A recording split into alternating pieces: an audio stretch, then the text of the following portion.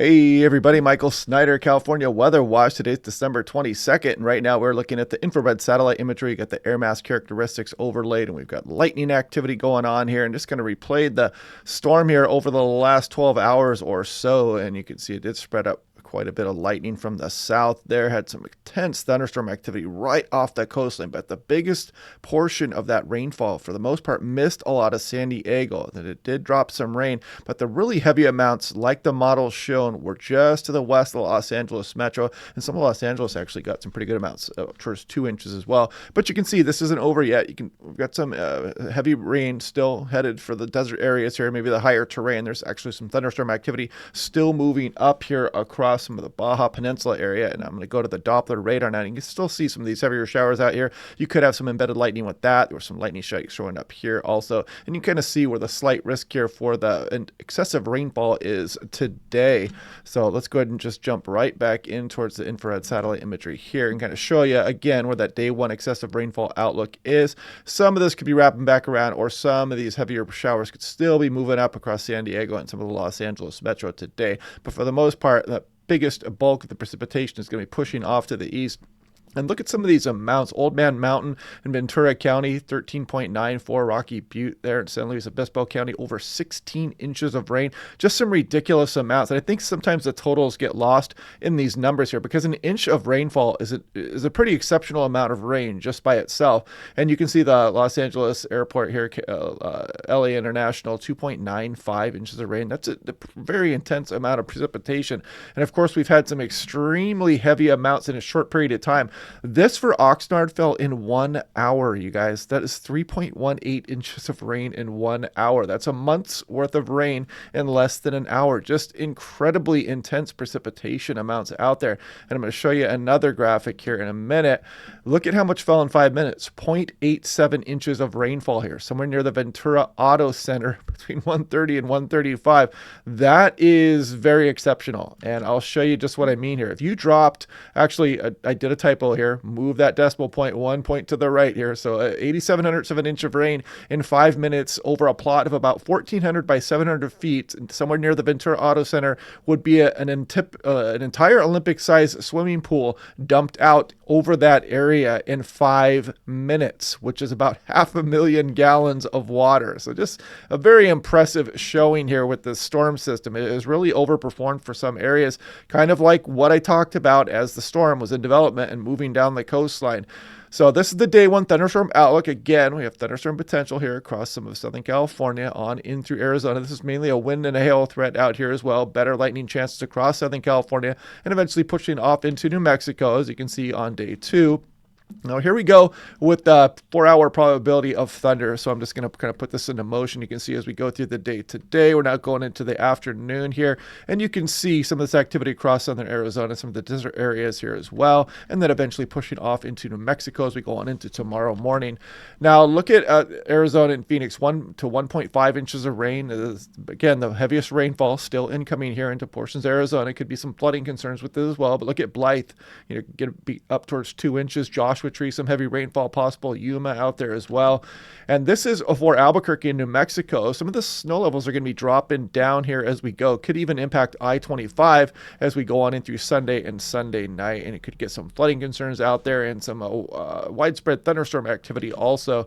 And if you want a nice affordable home weather station to record all this crazy weather we get here across the western portion of the USA, this thing has a lightning detection system on it, and it is quite good. And it's got an ultrasonic anemometer, so the data for you in the cloud. Click on that link down below to save 10% off. Now, taking a wider view of things here, we've got the temperature at about 10,000 feet versus the wind at 10,000 feet. You can see our storm as of yesterday afternoon. So we're going to put this into motion, and you're going to see how the wind correlates with that colder air, and as the storm is finally pushing off to the east here. And then you can see as we go into the future, we get a little bit of a break here as we go through Christmas Eve and Christmas.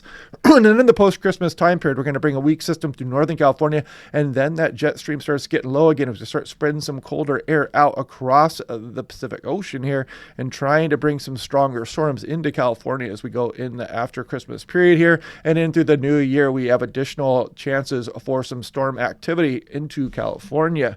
Now, looking at that in total precipitation in inches on last night's GFS, this is the current storm ongoing, and you can see some additional rainfall still across some portions of Southern California. Can't be ruled out, and then the heavier amounts move across some of the desert areas, and you can see Arizona targeted here as well. This would be Saturday morning as I show it here, and again, this is total precipitation in inches. You can see that kind of push off through New Mexico as we go through the day Saturday into Saturday night a bit here, and then we look off into the future a bit. So here we are into Christmas Eve. You can see not much precipitation following that storm just yet, but as we go through the day Christmas, you might start to see some of that rain impacting northern portions of California as we go into the day after Christmas. And then we have to scroll all the way out towards the 27th here. And you can see the next frontal system might be impacting the Bay Area here again as well. And some of the models have been flipping, flopping back and forth on just how strong that storm is going to be and how far south it will go. But then we've got additional systems in here, some of them looking quite robust, that may be taking aim at California and bringing some rainfall, maybe even down towards Southern California again here as we go on towards the new year. So we'll be watching that closely day by day. But the main takeaway is we do have a bit of a break here coming up after this system moves through. And then in the post-Christmas period, we'll be watching out for that storm track to return to California.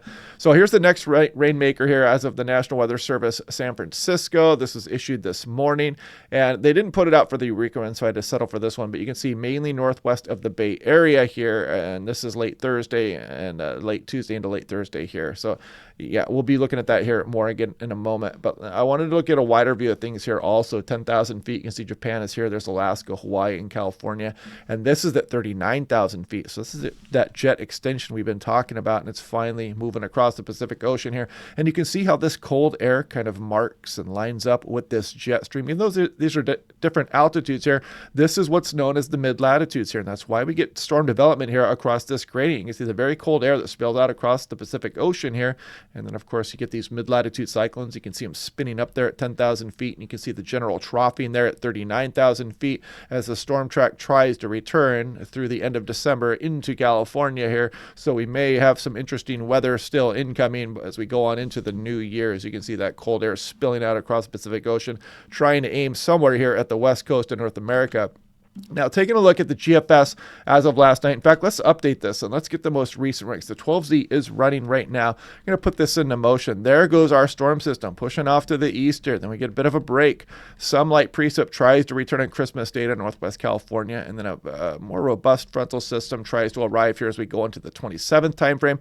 Could be impacting some of the Bay Area and some of the Central Coast, maybe some snow even for the Sierra Nevada. And then we get this deep blowout here cranking, maybe an additional frontal system there. And then you can kind of see the very active storm pattern here out over the Pacific. But how far south will this activity drive is the question as we go on in through the new year. Now, looking at 6 to 10 day, this goes through the end of the month. There's still the above average signal up here. They're probably going to back off on this somewhat here because we do have that break incoming, but we do have a couple frontal systems potentially in this time frame. So we'll see how they play it there at the Climate Prediction Center. Here's the 8 to 14 day precipitation probability outlook. This goes through January 4th, and you can see still all the way down through Southern California. We do have the potential for some storms moving down there. I wanted to point this out as well. So this is the high tide outlook, Eureka, California. There's going to be some really interesting and powerful wave activity impacting some portions of California, Washington, and Oregon as we go through the end of December, and there's some pretty high tides out there at that time. And if some of that wave activity lines up with some of those high tides, you can get that coastal flooding out there. So I wanted to point that out. And let's look at the wave map here. So this is as of yesterday afternoon on the European.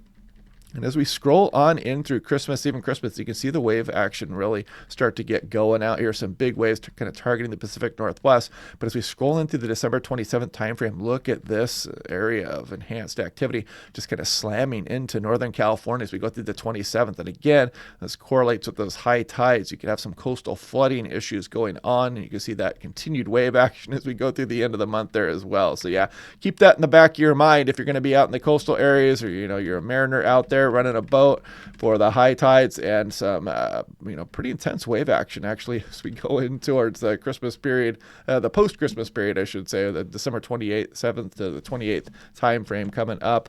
And the channel's doing good. You can see, if you can go back on my timeline here, you can see December 1st, we were at 13,200. So we've almost had 2,000 subscribers here so far just in the month of December. So yeah, you guys are making this happen. None of this is possible without all my members and all my daily viewers there. So I just wanted to give a thanks and a shout out for that.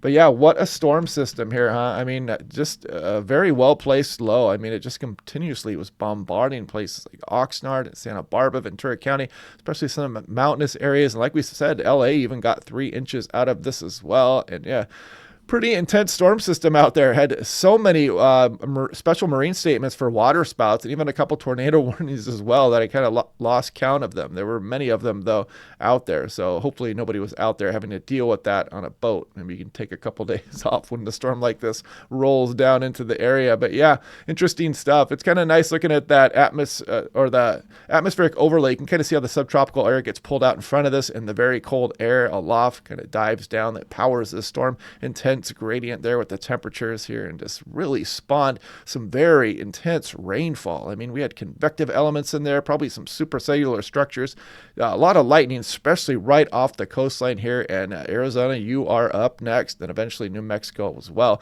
And don't sleep across the desert areas during today, because there is going to be some thunderstorm activity and some heavy rain out there. You know, places like Palm Springs and Joshua Tree and Blythe be getting some heavy precipitation. For the most part, not a big downpour coming in for Las Vegas, however, on the day today. So anyway, hope you guys are enjoying these videos. Click like and subscribe. We will do this again tomorrow and break everything down through the extended forecast again, and I will talk to you guys then.